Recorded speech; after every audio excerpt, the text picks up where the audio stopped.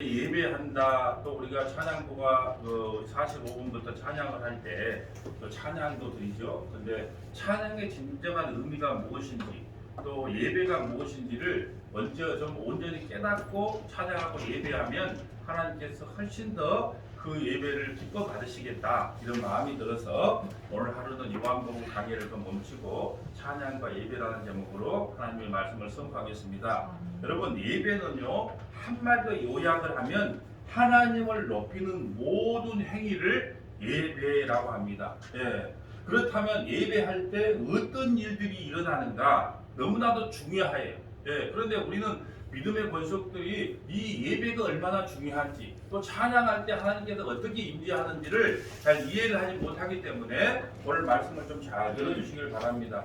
여러분, 분명히 우리가 오늘 말씀을 들을 때 확신하게 드려야 될 것은 뭐냐면 오늘날에도 하나님을 높이는 예배 가운데 하나님은 구약이나 신약이나 옛날이나 지금이나 동일하게 역사하신다는 사실입니다.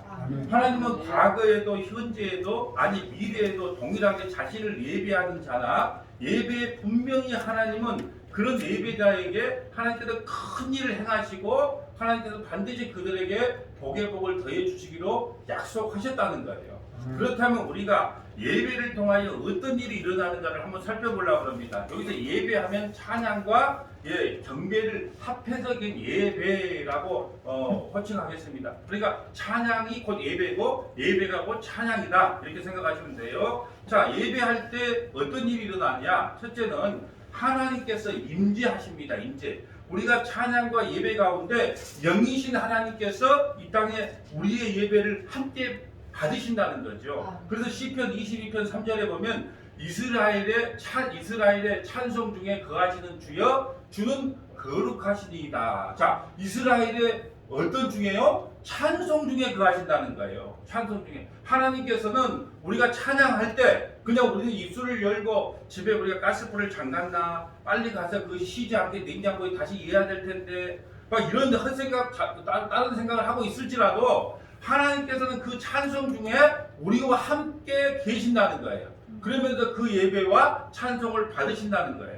여러분, 예배를 통하여 일어나는 일 중에 가장 흥미로운 일은 바로 하나님께서 우리 예배 가운데 임재하신다는 사실이에요. 여러분, 만약에 윤석열 대통령이 이 자리에 딱 와 있다 그래요. 그런데 여러분 막 다리 꼬고 딴짓 하면서 그 대통령을 맞이할 수 없잖아요. 그런데 우리는 그 대통령보다도 하나님을 홀대할 때가 많아요. 그래서 제가 밴드에 그랬어요. 하나님을 홀대하지 맙시다라는 그 글이 있어요. 우리는요 대통령보다도 오히려 하나님을 홀대하는 경우가 많다는 거죠.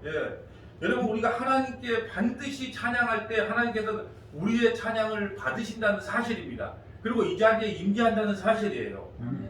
여러분, 하나님은 높고 높은 하늘에 거하신다고 믿고 있어요. 또한 무소부재하시고 어디 곳이든지 안 계시는 곳이 없는 것이 바로 하나님의 속성이에요. 하나님은 무소부재하셔서 어느 곳이든지 다 계세요. 그리고 안 계시는 곳이 없단 말이에요. 그러므로 우리가 지금 이곳에 앉아서 찬송과 예배 가운데 있다 할지라도 반드시 하나님께서 임재한다는 사실입니다. 하나님의 임재, 이것은 참으로 놀라운 사건이면 흥분될 일이에요. 천지 만물을 창조하신 하나님이 지금 우리 예배 가운데 함께 임재하고 계신다. 그 마음으로 우리가 하나님을 찬양하고 경배해야 된다는 것입니다. 우리가 섬기는 하나님께서 임재한다는 사실은 정말 놀라운 일이 아닐 수가 없어요. 따라서 하나님께서 임재하실 때는 당연히 그 하나님께서 행하신 일들이 나타나요. 첫째, 하나님께서 임재하면 어떤 일이 일어나냐 하면 빛이신 주님이 오시면 어둠은 당연히 사라지게 됩니다. 빛이 임하면 어둠은 당연히 사라지는 역사가 일어난다는 거죠. 우리가요 불을 탁 켜면 창고 안에 안 쓰던 창고 안에 불을 탁 켜면 어떻게 해요? 바퀴벌레들이 그 불빛이 무서워서 놀래가지고 이 36개 주랭량을 비치는 것처럼 빛 대신 주님이 이 자리에 오심으로 말미암아 어둠이 도망가는 건 당연한 현상이라는 거예요. 두 번째로 주님이 임재하시면 어떤 일이 일어나냐? 흐트러진 모든 것들이 바로 세워지는 역사가 있나요? 흐트러진 것들이 바로 세워집니다. 혼돈된 믿음과 교리와 신앙이 바로 세워지는 역사가 무엇을 통해 나타나냐? 예배를 통해서 나타나요. 또 세 번째, 예배를 통해서 주님이 임재하실 때 어떤 현상이 일어나냐? 모든 문제들이 해결되고 깨어진 것들이 회복된다는 거예요. 아멘. 여러분, 우리 가정 예배를 통해서 가정이 우울해요. 또 슬픈 일들이 많아요. 그럴 때 우리가 목사님을 초청한다거나 아니면 집에 가장이 모여서 우리 하나님 앞에 예배하자. 그 예배를 통해서 문제들이 해결되고 깨어진 것이 회복돼요. 그래서 하나님께서 우리에게 어려움을 주는 것은 사인이에요. 사인. 너희 가정이 힘드니? 너희 회사가 어렵니? 내가 왜 그런 어려움을 주는 줄 알아? 너희가 가정이 먼저 살기 위해서는 예배가 살아야 되는 거야. 너희 회사가 살기 위해서는 먼저 예배가 살아나야 되는 거야. 이것을 설명하기 위해서 우리에게 문제들을 던지는 거예요. 그 사인이 오면 우리가 어떻게 해야 돼요? 그 사인대로 빨리 즉각 응하면 되는데, 사람들은요, 이번 요한계시록 8장 설교할 때 할 겁니다. 금요일날. 여러분, 사람들은요, 아무리 고난이 임해도 하나님께서 창세기에 택한 백성이 아니면 회개를 할 줄을 몰라요. 그런데 하나님의 백성들은요, 우리에게 고난이 오면 내가 하나님 앞에 회개하고 나가야 되겠다. 그러게 회개는 아무나 하는 게 아니고 은혜 받은 자만 회개할 수 있다는 겁니다. 그러므로 우리가 예배 가운데 하나님께서 임재하면 우리의 문제가 해결되고 깨어진 것들이 회복된다는 거예요. 네 번째, 예배 시에 하나님께서 임재하면 어떤 일이 일어나냐? 사탄과 어둠은 사라져요. 사탄과 어둠이 사라지는 역사가 일어납니다. 다섯 번째는요, 자신의 죄를 깨닫는 일들이 일어나요. 여러분, 말씀을 통하여, 찬양을 통하여, 예배를 통하여 여러분 그냥 가사를 갖고 아무 개념 없이 드려서 그러지만요, 그것을 온전히 내 마음을 들여서 하나님 앞에 하면요, 자신의 죄를 깨닫게 돼요. 그래서 통곡의 역사가 일어나게 돼 있다는 거예요. 그게 바로 하나님의 임재의 역사입니다. 사도행전 2장 36절 볼까요? 그런즉 이스라엘 온 집은 확실히 알지니 너희가 십자가에 못 박은 이 예수를 하나님이 주와 그리스도가 되게 하셨느니가 아니라, 그들이 이 말을 듣고 마음에 찔려 베드로와 다른 사도에게 이르되 형제들아, 우리가 어찌할까 하거늘. 여러분, 예배 가운데, 찬양 가운데, 말씀 가운데 여러분에게요, 하나님께서 은혜를 베푼데 은혜를 받은 자는 어떤 고백이 일어나냐면, 형제들아, 우리가 어찌할꼬 반드시 이 고백이 일어나는 거예요. 여러분, 찬양 속에 그런 고백이 없었어요? 내가 어찌할꼬, 내가 죄인인 걸 고백할 때, 그럼 하나님은 어찌합니까? 반드시 이런 역사가 일어나게 된다는 거예요. 그때 38절, 베드로가 이르되 너희가 회개하여 각각 예수 그리스도 이름으로 세례를 받고 죄사함을 받으라. 그리하면 성령의 선물을 받으리니 이 약속은 너희와 너희 자녀와 모든 먼데 사람, 어디요? 서머나 교회 믿음의 권속들까지 이 말씀이 임한다는 거예요. 주 우리 하나님이 얼마든지 부르시는 자들에게 하신 것이라 하고, 또 여러 말로 확종하여 권하여 이르되 너희가 이 폐역한 세대에서 구원을 받으라 하니. 여러분, 찬양 중에, 말씀 중에, 예배 중에 반드시 어찌할꼬 하는 회개가 터져 나오는 것이 바로 하나님의 임재임을 믿으시기를 바랍니다. 두 번째, 우리가 찬양과 예배 시 나타나는 현상이 뭐냐 하면, 우리의 모든 매임과 결박에서 자유함을 누린다는 거예요. 우리의 모든 매임, 결박에서 자유함을 얻는 유일한 방법이 뭐냐? 바로 찬양과 예배밖에 없다는 거예요. 그리고 오늘 우리 사도행전 16장 16절을 통해서 우리 권사님이 아주 성공을 잘해 주셨는데 한번 보세요. 자, 우리가 기도하는 곳에 가다가 점치는 귀신들이 여종 하나를 만나니 점으로 그 주인에게 큰 이익을 주는 자라. 바울과 신라가 선교여행을 나갔는데 어떤 점쟁이를 만난 거예요. 점쟁이 소녀를 만나는 건데, 그 점을 봐줌으로 말미암아 큰 이익을 그 주인에게 주게 했단 말이에요. 그때 17절, 그가 바울과 우리를 따라와 소리질러 이르되 이 사람은 지극히 높은 하나님의 종으로서 구원의 길을 너희에게 전하는 자라. 여러분, 그 귀신 들린 소녀가 귀신같이 알아보는 거예요. 바울과 신라, 이 사람들은 보통 사람들이 아니다. 지극히 높은 하나님의 종들이구나. 그래서 따라다니면서 괴롭힌다는 거예요. 여러분, 혹시 점집에 가봤어요? 점집에 가면요, 그 무당이 그래요. 당신은 여기 올 사람이 아닌데 왜 여기 오냐? 점기가 잘 안 나온다. 막 이렇게 말을 한다는 거예요. 그래서 귀신이 귀신같이 알아보는 거예요. 그러니까 얼마나 힘들겠어요. 복음 전파가 안 되는 거예요. 그래서 18절에 이와 같이 여러 날을 하는 자, 여러 날 쫓아다녀. 바울이 심히 괴로워하여 돌이켜 그 귀신에게 이르되 예수 그리스도의 이름으로 내가 내게 명하노니 그에게서 나오라 하니 귀신이 즉시 나오니라. 여러분, 귀신이 나오니까 점을 칠 수 있어요? 없어요? 없어요. 그러자 여종의 주인이 자기 수익의 소망이 끊어진 것을 보고 바울과 신라를 붙잡아 장터로 관리소에 끌고 갔다가 상관들 앞에 데리고 가서 말하는데 이 사람들이 유대인인데 우리 성을 심히 열한하게 한다. 예, 자기 돈벌이가 안 되니까 예, 이렇게 고발을 하는 겁니다. 로마 사람이 우리가 받지도 못하고 행하지도 못하고 풍습을 전한 거면 예수를 전하니까 들어보지도 못한 이야기를 전하는 거죠. 우리가 일제히 일어나 고발하니 상관들이 옷을 찢어버리고 매로 치라 하며 수없이 매를 맞아요. 많이 친 후에 옥에 가두고 간수에게 명하여 든든히 지키라 하니 그가 이러한 명령을 받아 그들을 깊은 옥에 가두고 그 발을 차고에 든든히 세웠더라. 여러분 우리 사극에 가면요 목에다가 이렇게 무슨 판때기를 대놓고 목을 하잖아요.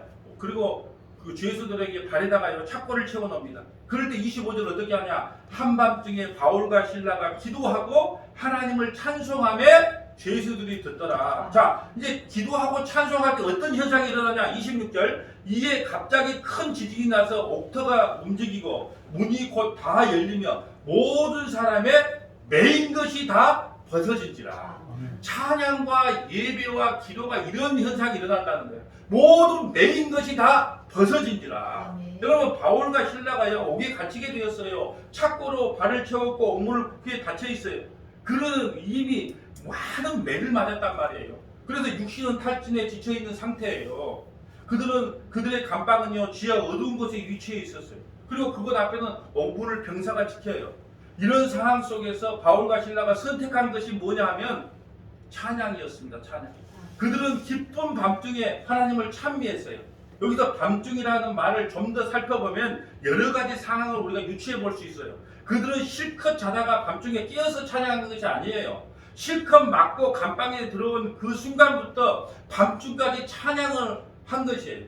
따라서 그들의 마음은요 슬픔과 원망이로 가득 차야 정상인데 주님의 일을 했는데 왜 이렇게 매를 실컷 맞아야 되냐? 원망과 불평이 가득해야 맞아요. 그런데 그들은 슬픔과 원망이 아니라 감사와 기쁨을 계속 간직하고 하나님 앞에 찬양을 드렸단 말이에요. 여러분 이 고통 가운데도 이 슬픔 가운데도 하나님을 찬양하는 이유가 뭘까요? 그들은 하나님을 만났기 때문에 그래요. 하나님을 만난 사람은요 환경을 탓하지 않아요. 왜 내게 이런 환경을 줬습니까? 탓하지 않아요. 하나님을 만나지 못하니까 하나님을 탓하게 돼 있다는 거예요. 여러분 누구 탓 하면 여러분 아직 나는 하나님을 못 만났구나라고 생각을 하시면 돼요. 여러분 오늘 바울과 실라가 찬양할 때 어떤 현상이 일어납니까? 옥문이 열리는 역사를 경험하게 됩니다. 그들은 하나님을 신뢰했고 하나님이 어떤 분이신지 이미 잘 알고 있었던 사람이에요. 그렇기 때문에 그들이 처한 환경에서도 굳게 서서 강하고 담대하게 찬양할 수 있었다는 거예요. 다니엘서 11장 32절 봅니다. 그가 또 언약을 배반하고 악행하는 자를 괴율로 타락시킬 것이나 수많은 사람들을 언약을 배반하고 악행을 해요. 그러나 오직 여기 것이나에 그러다가 빠졌어요. 그러나 오직 자기의 하나님을 아는 백성은요 강하고 용맹을 바라리라.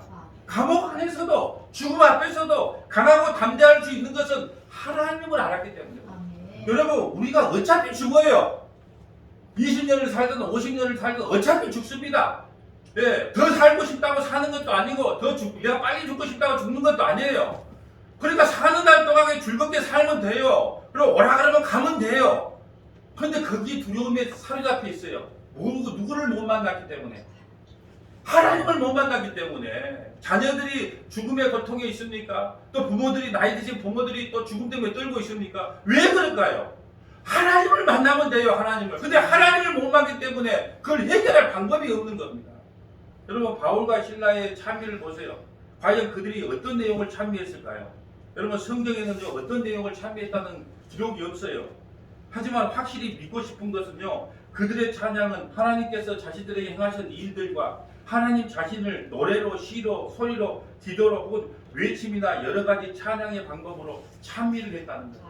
제가 이번 밴드에 둥근달이라는 걸 올려놨어요. 그 핵심이 뭔 줄 아세요? 내가 어떤 모양으로 있든지 너와 함께 있었다는 거예요. 아멘. 그 둥근달이 있기 전에 어떤가요? 초승달, 반달, 둥글달로 변했잖아요. 내가 어떤 모양으로 있었든지 너와 함께 있었다는 거예요. 그 내용이에요. 그걸 잘 유심히 읽어보면 그런 거예요. 나는 너를 떠난 적이 한 번도 없었다. 내가 비록 모양은 틀렸을지라도 어떤 모양요? 어떤 때는 초승달이고 어떤 때는 반달이고 어떤 때는 둥근달이 할지라도 나는 늘 너와 함께 있었다는 그 의미가 바로 둥근달이에요. 둥근달. 그래서 여러분 이 시인 목사님을 만났으면 내가 그걸 갖다가 어떤 뜻인지 해석을 해줬으면 좋겠어요. 여러분 빼앗긴 빛들에도 봄은 오는가? 이걸 문자적으로 해석하면 어때요? 아니 빼앗겨도 그냥 봄은 오지 뭐 봄이 안 와 이렇게 보잖아요. 우리도 근데 그 시인의 감정 속에 들어가지 않아요. 빼앗긴 들에는 이 광도 이 어둠 속에 있는 이 일제치하에서 우리가 과연 해방될 수 있는가? 그러니까 성경을 해석할 때도 문자적인 것이 중요한 게 아니고 그 저자가 기록한 그 내막이 있단 말이에요. 광복을 이야기하는 것이지 그것이 모두 빼앗긴 들에 봄이 오는가? 당연히 그런 내용이 아니라는 거죠. 그러면 바울이 회심한 이후에요. 하나님께서 자신에게 행하시고 베푸시는 큰 일을 회상을 할 수 있었어요. 오히려 지금 처한 악한 상황을 불평하거나 의기소침한 것이 아니라 과거에 행하시는 하나님이 지금도 동일하게 행하신다는 그 고백으로 찬양을 한 거예요. 여러분 하나님의 속성을 찬양했다는 거예요. 하나님의 속성이 뭡니까? 하나님은 신실하시다. 하나님은 전능하시다. 하나님은 치료하신다. 하나님은 우리의 위로자가 되신다. 이걸 신뢰하고 찬양을 했다는 거예요.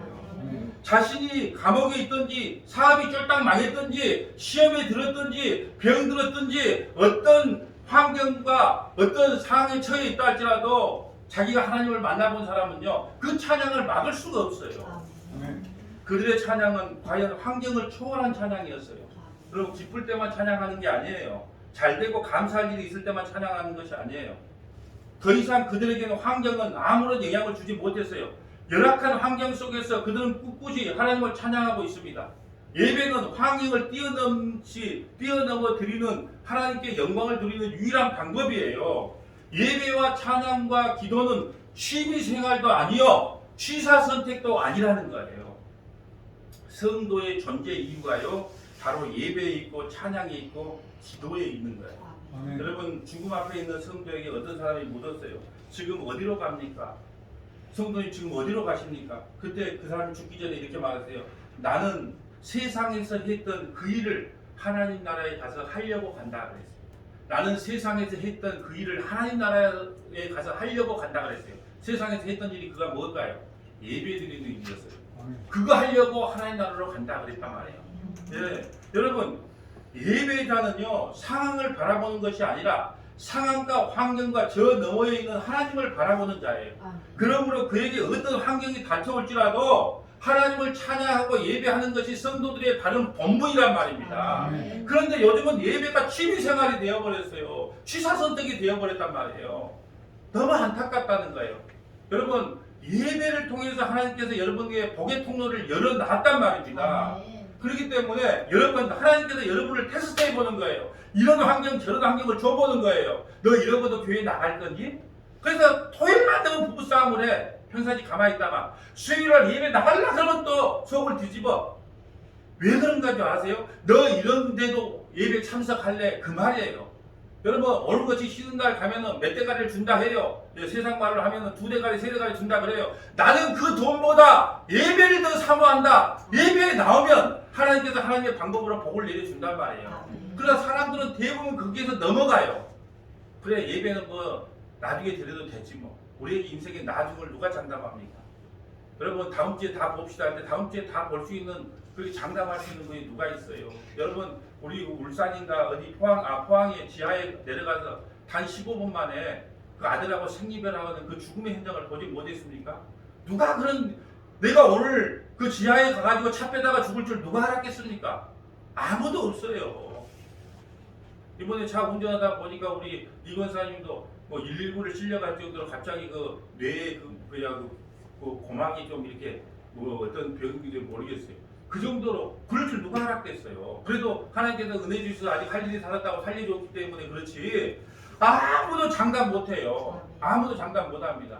그렇기 때문에 오늘 내 인생에 드려지는 예배가 마지막이라는 사항을 가지고 생각을 가지고 예배에 참여해야 되는 거예요. 여러분 손천명 안수지사님 6시간 수술을 해서 생과 사를 녹았단 말이에요. 그런 분에게 물어보세요. 세상에서 가장 중요한 게 뭐니? 하나님의 예배하는 거더라. 그걸 깨닫게 되는 겁니다. 여러분 바울과 실라가요 그들은 단지 하나님을 찬양했습니다. 탈출하려고 시도하지 않았어요. 자신을 묶고 있는 착고를 풀려고도 하지 않았어요. 마치 007 영화에 나온 것처럼 멋있게 탈출을 재현하려고 그걸 시도하지 않았단 말이에요. 오직 하나님을 찬양하고 경배했을 뿐입니다. 그때 어떤 일이 일어났습니까? 첫째, 묶였던 착고가 풀어졌고 옥문이 열려졌고 탈출하게 되었습니다. 여러분, 예배를 통하여 영적으로 우리를 묶고 있는 어떠한 묶음일지라도 그것이 반드시 풀어지게 되어 있어요. 아멘. 여러분, 예배를 목숨 걸고 한번 드려보세요. 그러면 우리가 10시 45분부터 찬양과 끝날 때까지 그 예배에 온 마음을 한번 정성을 다해보세요. 그러면 반드시 하나님께서 묶였던 착오가 풀어지고 옥문이 열리고 여러분에게 그 묶여있던 가정의 문제, 사업의 문제, 인생의 문제들이 해결된다는 것입니다. 아멘. 왜 여러분 착고와 옥문이 풀어졌습니까? 단순하게 찬양을 했기 때문에 그렇게 되었다고 말하겠습니까? 물론 찬양했기 때문에 그렇다고 볼 수 있어요. 하지만 더 중요한 것은 그 감방 지하 깊은 곳에 찬양 속에 거하시는 하나님께서 임재하셨다는 사실이에요. 아멘. 많은 사람들이 오해를 해요. 무슨 찬양 자체가 무슨 마술적인 큰 능력이 있는 줄 알아요. 그래서 뭐 귀신이 나타나면 뭐 예수 이런 걸 막 그렇게 하는 그 찬양이가 무슨 능력과 막 그 권능이 있다고 생각을 해요. 아니에요. 여러분, 박수를 힘차게 치지 않으면 안 될 것처럼 박수를 크게 치고 막 이렇게 하면 하나님께서 임재할 거라고 생각하는데, 여러분, 어떤 형태로 하나님을 찬양하나가 중요한 게 아니고 그 찬양 속에 능력이 있는 게 아니고 찬양을 할 때 하나님께서 반드시 이 자리에 임재하신다는 그 믿음을 가지고 찬양을 해야 된다는 거예요. 여러분, 만약 찬양 속에 하나님께서 임재하지 않는다면 어떤 일도 어떤 역사도 우리가 기대하지 못해요. 문제는 하나님께서 그렇게 역사하신다는 사실을 우리가 찬양할 때, 우리가 예배할 때 반드시 하나님께서 나를 만져주시고 서문화교회를 만져주신다는 것을 믿고 예배에 동참해야 된다는 거예요. 아멘. 서문화교회 성도들이 찬양과 예배할 때 하나님은 그곳에 임재하여 인생의 묶음의 문제를 풀어주십니다. 따라서 우리의 찬양이 무엇을 변화시키고 묶음을 풀고 옥문을 열게 한 것이 아니라 그 찬양 속에 거하시는 하나님께서 그렇게 행하셨다는 사실을 믿어야 됩니다. 아멘. 그러므로 예배 시간에 억지로 박수를 요구하는 것보다 찬송 속에 거하시는 하나님을 신뢰하며 기다리도록, 어떤 분들은 가만히 찬송하는 분 있어요. 그것도 하나님의 임재예요. 또 어떤 분들은 열심히 박수 쳐요. 그것도 하나님의 임재예요. 문제는 박수를 치든 가만히 있든 눈만 깜빡깜빡하든 그것이 중요한 게 아니고 그 가운데 반드시 하나님이 임재한다는 사실을 믿고 찬양하는 게 중요하다는 거예요. 아멘. 여러분, 찬양을 하면요, 우리의 영이 하나님과 교제를 합니다. 그러면 우리의 정서와 정신이 회복하여 큰 힘을 얻습니다. 그리고 몸에 영향을 받고 더 나아가 우리의 환경에 영향을 미치게 돼요. 하나님께 예배하는 예배자는 자신들의 환경을 변화시키는 영향력을 끼치는 사람이 된다는 거예요. 여기서 우리가 한번 짚고 넘어가야 될 것이요, 환경을 바라보는 자가 있고 하나님을 바라보는 자가 있어요. 여러분이 이 말씀을 한번 들어보세요. 나는 과연 환경을 바라보는 자인가 하나님을 바라보는 자인가? 여러분, 환경을 바라보는 자는요, 항상 스트레스와 강한 억압 속에 살아가게 돼요. 두려움과 걱정 속에 만족함이 없이 살아가게 됩니다. 왜냐하면요, 우리의 환경이요, 좋은 날이 단 한 번도 없었어요. 여러분, 한번 생각해 보세요. 우리에게 어디 좋은 환경이 있는 적이 있었나요? 여러분, 경기가 좋다는 적을 들은 적이 있나요? 맨날 경기 안 좋대. 뉴스만 보면, TV만 보면 맨날 지금도 곧 부도날 것처럼 경기 안 좋대. 그러니까 여러분, 환경을 바라보는 자는요, 좋을 때가 한 번도 없어요. 부도 안 난 적이 한 번도 없어. 경제 좋은 적이 한 번도 없어. 이게 바로 환경을 바라보는 자예요. 이들은요, 이들에게 나타나는 증세가 뭔지 아세요? 우울증이에요. 자포자기예요. 무기력증이 나타납니다. 환경, 사건, 산업으로 인해 자기 연민과 원망과 불평들이 생겨요. 정서적으로 매이게 되면 우울증에 걸리게 돼요. 어려운 상황이 계속되면 하나님에 대한 신뢰로 멀어져요. 이럴 때 불신이 생기면 하나님과 멀어지게 됩니다. 환경을 바라보는 자의 또 하나의 특징은요, 사람을 두려워해요. 환경을 바라보는 사람은 늘 사람을 두려워해요. 무슨 말을 듣든지요, 사람의 말에 따라 움직여져요. 이게 환경을 바라보는 사람, 사람의 말. 또요, 보래요, 상대방이 웃어야 마음이 편해요. 그리고 그렇지 않으면 굉장히 두려움이 쌓여요. 이게 바로 환경을 바라보는 사람이에요. 제가 다시 말씀드릴게요. 여러분, 이 땅에 살 때 너무 좋은 소리 들으려고 하지 마세요. 만날 교회 오면 여러분 그래도 예수 믿는 사람들에게 뭐 착하게 살고 좋게 살고, 그런 소리 듣지 마세요. 6대4 정도 살면 잘 사는 거예요. 6대4가 뭐예요? 6명은 그래 그 사람 괜찮은 사람이야. 4사람은 아이고 그 인간 못 써. 6대4 정도, 5대5도 괜찮아. 근데 8대2 정도 살려고 나는 8명한테는 좋은 소리 듣고 2명한테는 안 좋은 소리 이러면 머리 돌아갑니다. 우울증 생겨요. 너무 좋은 소리 들으려고 하지 마세요. 그냥 여러분들 하나님 바라보고 그냥 소신껏 살아가면 돼요. 누가 욕을 한다고 죽지 않습니다. 여러분들 타인이 여러분을 욕한다고 여러분 지옥 보낼 수 없어요. 무슨 말을 해라 니는. 여러분 태풍이 불어도 짜장면은 배달하고요. 개가 짖어도 기차는 가져야 돼요. 그런 말에 기울이지 말라는 거예요. 괜히 누가 말한다고 여기에 휩쓸리고 저기에 휩쓸리지 말라는 거예요. 환경을 바라보는 자는요 하나님의 일을 감당하기가 어려워요. 저도 처음에는요 그런 너네 말에 많이 귀를 기울였어요. 너 복음만 전하는 교회가 마땅히 재정도 어렵고 사람도 몇 명 안 보이냐? 어? 우리 좀 봐라. 그럴 때 저도 그런 위축이 들었어요. 근데 어느 순간 하나님께서 복음을 통해 깨닫게 했어요. 그래 평가는 하나님이 하시는 것이지 사람이 하는 것이 아니다. 그러니까 그런 환경에 대해서 일희일비가 이제 안 생겨요. 여러분 환경을 바라보는 사람들은요 이제는 눈을 바꾸어서 하나님이 행하시는 일이 무엇인지를 바라봐야 돼요. 아멘. 여러분 성경을 한번 보려고 그래요. 11장 6장 8절을 보면 그때 아람 왕이 이스라엘과 다투어 싸울 때, 자 아람과 이스라엘과 싸움을 일합니다. 그의 신복들과 의논하 이르기를 우리가 아무데 진을 친지라 하더라. 잘 보세요. 아람과 이스라엘이 싸움을 하는데 만날 진을 어디다 친지 다 알아내버려요. 왜 그럴까요? 이 북이스라엘은 엘리사라고 하는 선지자가 있어요. 그러니까 아람이 쳐들어옵니다. 어디다 진을지 다 알아요. 그러니까 이 엘리사를 죽이지 않으면, 엘리사는 제갈공명 같은 사람이에요. 이 엘리사를 죽이지 않으면 전쟁에 승패가 없어서 엘리사를 죽이려고 아람이 많은 군대를 보냈단 말이에요. 14절 왕이 이에 말과 병거와 많은 군사를 보내며 그들이 밤에 가서 그 성을 에웠어. 엘리사 선지자를 죽이기 위해서 성을 에웠습니다. 15절 하나님의 사람 사환이 이 게하시라는 사람인데요. 이 종이 엘리사의 종이 일찍 일어나 나가보니 군사와 말과 병거가 성읍을 에워싼지라. 그의 사환이 엘리사에게 말해 내 주여 우리가 어찌하리까. 여러분 이 게하시 이 사환은요 뭘 봐냐? 환경만 본 거야. 주님이 안 보여. 하나님이 안 보여. 그래서 그가 본 것은 환경만 봤어요. 뭐가 봤어요? 말과 병거와 군사들이 우리를 에워쌌습니다. 우리는 다 죽게 생겼습니다. 이 환경을 봤단 말이에요. 16절 대답하여 두려워 말라. 엘리사는 뭘 본지를 보세요. 대답하여 두려워 말라.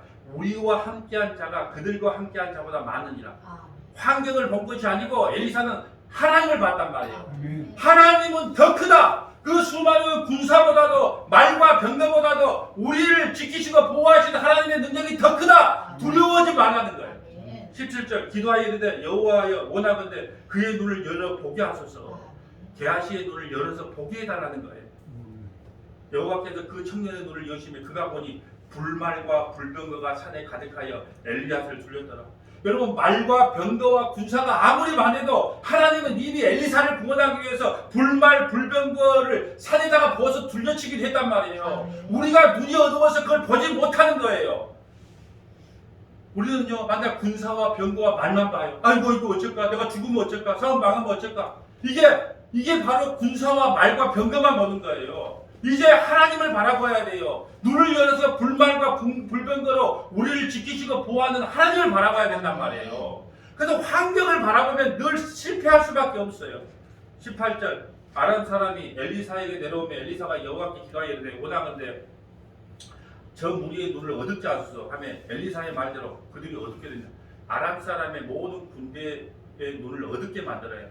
그래서 그들이 그게 다 진멸당합니다. 여러분 그 사환 게하시의 관점과 엘리사의 관점이 무엇입니까? 동일한 환경이 주어졌을 때 어디를 바라보느냐에 따라 나타나는 반응이 전혀 달라요. 환경을 바라본 게하시는 두려워했고 하나님을 바라본 엘리사는 전혀 동요하지 않았습니다. 사탄은요 어떻게 해서든지 성도들이 그리스도인들이요 하나님을 못 보고 환경을 보게 만들어요. 그 사탄의 전략을 알아야 된단 말이에요. 사탄은 하나님께 집중 못하게 해요. 늘 환경을 바라보게. 네가 그러면 어떻게 이걸 일을 해내겠니?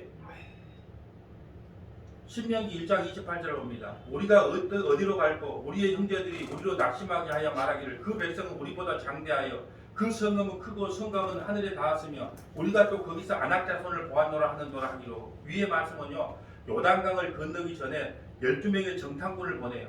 근데 10명의 정탐꾼은 바로 28절에 같은 고백을 하는 거예요. 10명의 정탐꾼은 우리가 이제 어찌할까? 우리 죽게 생겼구나. 그 정탐을 해보니 우리는 최홍만이 같은 사람들이 다 그게 줄치고 있어요. 우리는 이제 죽었구나 그렇게 낙심을 했어요. 환경을 봤단 말입니다. 예, 여러분 환경을 본 자들의 동일한 특징이 뭔 줄 아세요? 두려워하는 마음이 있어요. 자신을요 굉장히 왜소하게 봅니다. 난쟁이 컴플렉스가 있어요. 나는 죽었구나. 그럴 때요 두 명의 보고자가 있어요. 여호수아와 갈렙은 아니다. 환경을 보지 말고 하나님을 보면 우리는 그 땅에 들어갈 수 있다 그래요. 아멘. 그 환경을 본 그들에게 죄값이 뭐예요? 38년 동안 광야 뺑뺑이를 돌아서 그 환경을 바라봤던 그들을 다 죽여버립니다. 신명기 1장 29절 내가 너희에게 말하기를 그들을 두려워하지 말라. 여러분 보세요. 여호수아와 갈렙의 고백이에요. 두려워하지 말라.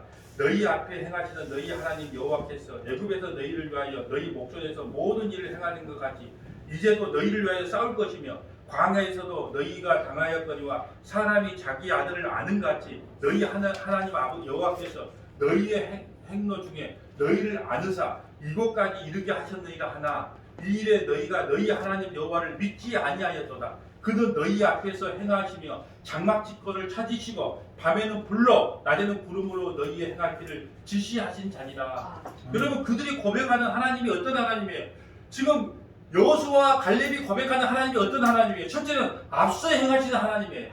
우리보다 앞서 가서 우리가 머물 곳을 다 지정했고 준비해 두신 하나님이에요. 앞서 가신 하나님이란 말이에요. 두 번째, 과거에 애굽에서 행하셨던 하나님이 이제도 우리를 위해서 싸우신다는 거예요. 애굽에서요,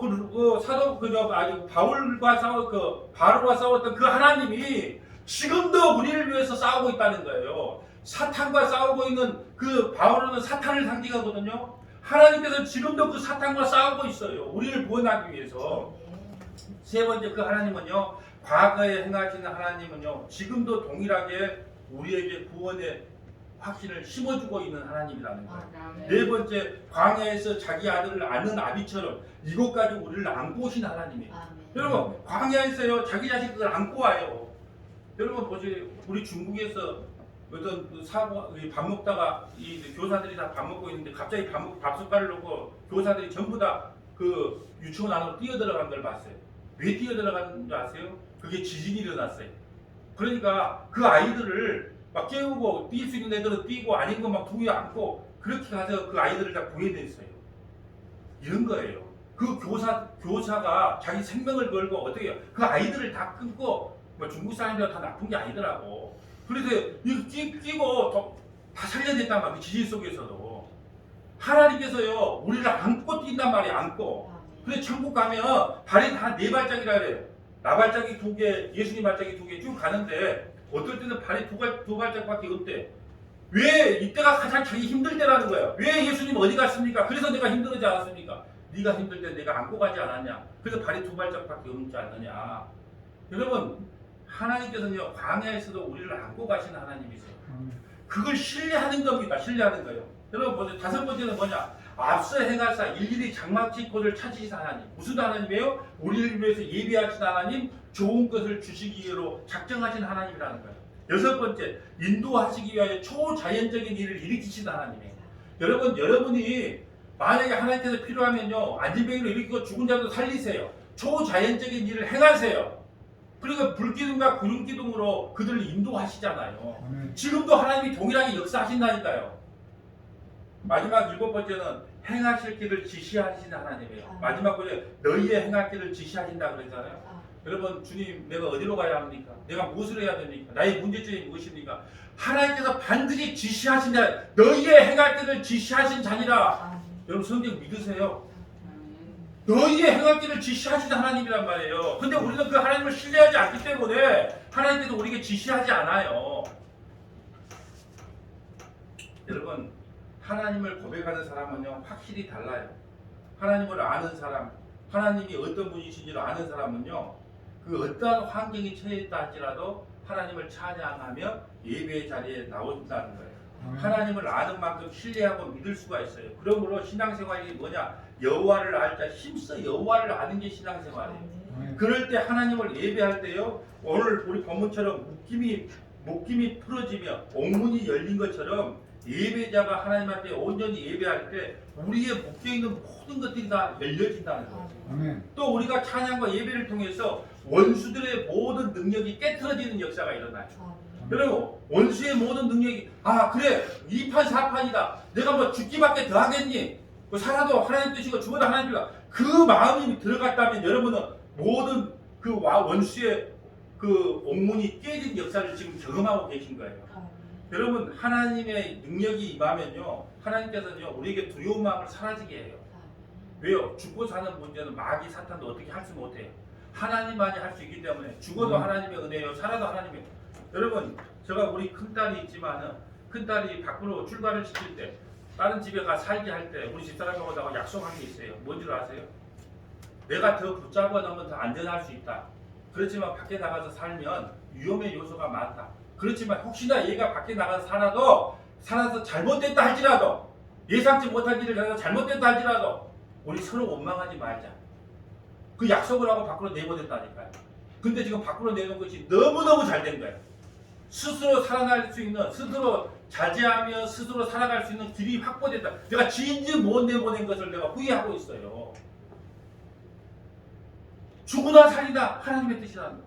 어떤 전도사님 딸이요, 하도 우리 딸 이야기한 게 아니고 어떤 전도사님 딸이 하도 사고를 쳐서 몇 시에 들어오나 밖에 봐서 기다리다가 어느 날 하나님께서 기다리고 있는 이런 마음을 줬대요. 죽으면 파출소에서 연락 오겠지 뭐. 하수구를 찾고 다녔대요. 안 들어오면 또 얼마나 예타하면 그랬겠어요. 근데 어느 날 하나님께서 죽으면 파출소에 연락 오겠지. 그렇게 맡겨버리니까 마음이 그게 편해지더라는 거예요. 죽고 사는 것이 우리 마음대로 되지 않잖아요. 그럴 때 내가 왜 그랬겠어요? 당신이 내보내고 잘못했다 이렇게 되면 그건 마귀 사탄이 원하는 대로 되는 거예요. 원망할 거 없다.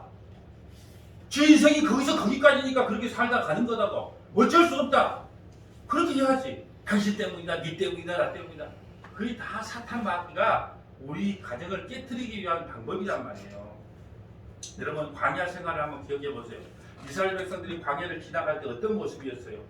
벗개는 하나님의 임재거든요. 벗개를 가운데 두고 유다 지파가 항상 앞장을 섰어요.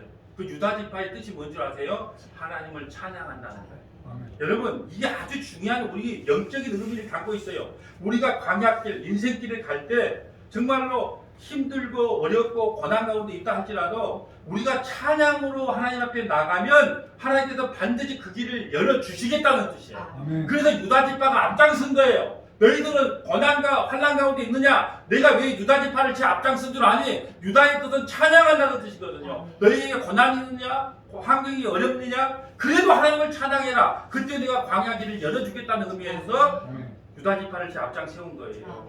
찬양은 삶을 이끄는 견인차입니다. 하나님을 선포할 때 강하고 용맹해지며 하나님과 함께할 때요 모든 환경의 문제들이 열립니다. 예배의 삶은 막힌 담을 무너뜨리며 원수의 세력을 무너뜨리며 나가는 삶이에요. 시편 68편 4절 볼까요? 하나님께 노래하며 그의 이름을 찬양하라.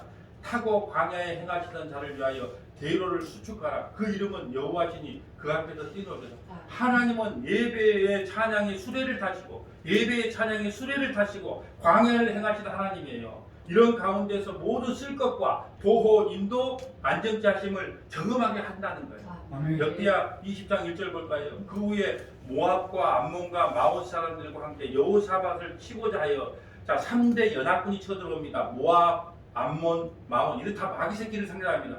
여호사밧은요 남유다 네 번째 왕이에요. 이제 풍전등화에 죽게 생겼어요. 3대 왕이 여러분 지금 생각할까요?